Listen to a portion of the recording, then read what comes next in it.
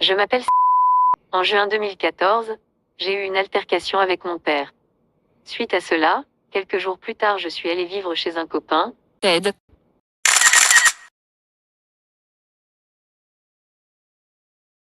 C'était une relation exclusive.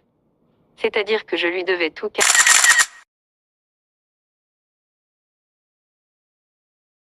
car pour lui, il m'avait sorti de l'enfer de ma famille. Je n'avais le droit que de voir Estelle tennis de table le jeudi ou mercredi, je ne sais plus le jour exact,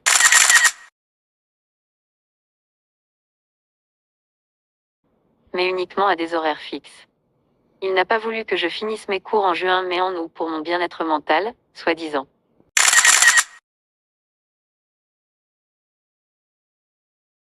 Il ne voulait pas que je sorte,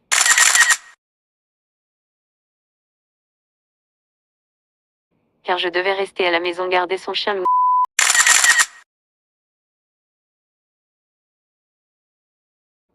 Le chien qui se fait frapper car elle grogne sur lui. Mais que c'est un chien adorable. Pour certaines personnes, Ted était l'homme idéal avec une situation idéale.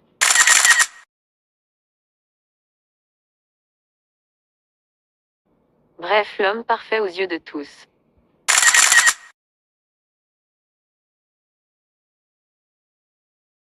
Mais que du contraire. Il a sa façon à lui pour contrôler ses amis, de l'accompagner à son sport pour qu'il garde un œil dessus ou bien même sa femme actuelle. Moi aussi j'ai été obligée de plonger avec lui et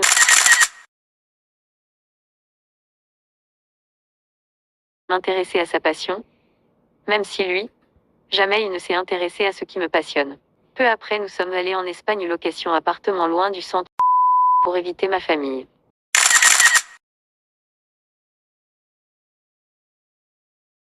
Pas pour me protéger bien sûr. Diviser pour mieux régner. Dès que je les rencontrais, ils refusaient que je leur parle. Mais je le faisais malgré ses injonctions.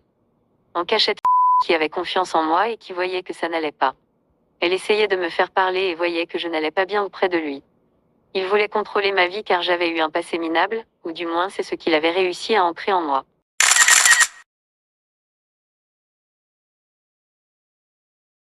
Contrôler mes rentrées financières.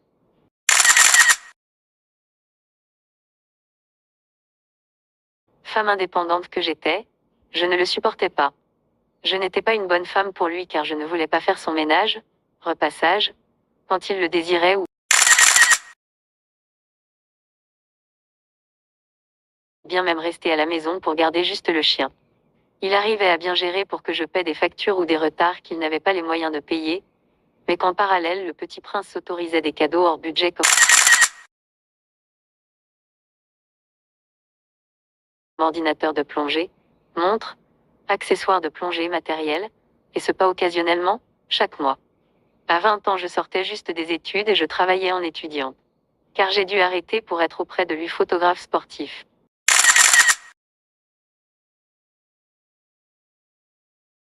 Or pour moi, je n'étais pas sa boniche et encore moins son toutou. Stéphanie la femme de Christophe m'avait dit, de faire attention à Ted car il aimait toujours et que j'étais juste là pour le plaisir.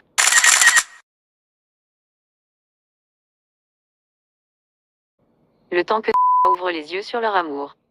Elle disait de faire attention car elle ne l'aimait pas, c'était juste le pote de Christophe, que c'était quelqu'un qu'il fallait que je me méfie.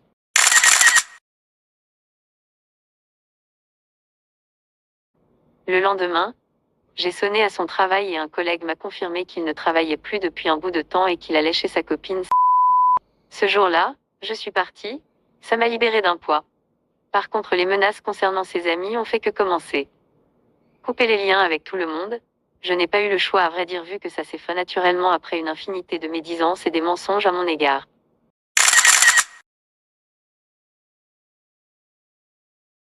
Côté sexe ou côté amour, il n'y avait rien de plus que de temps en temps, car c'était ni son truc et encore moins le mien, de coucher avec un gars en dessous d'un poster de Natacha Saint-Pierre dans sa chambre.